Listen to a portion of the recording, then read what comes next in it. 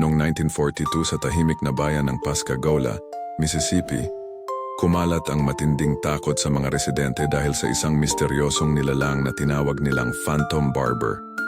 Sa kalaliman ng gabi, palihim siyang pumapasok sa mga bahay, hindi para magnakaw, kundi upang gupitan ng buhok ang mga natutulog na biktima.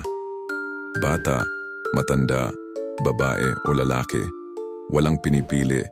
Bigla na lang silang magigising na putol ang kanilang buhok na nagdudulot ng matinding takot at pagtataka. May mga kwento na nagsasabing gumagamit daw siya ng matalim na pangahit na labaha at tila may kakaibang layunin sa kanyang ginagawa. Ang ilang teorya ay nag-uugnay sa kanya bilang dating barbero na nabaliw, habang ang iba'y naniniwalang isa siyang sundalo na nagtago. Matapos tumakas sa digmaan, dala ang kanyang mga sugat sa isip.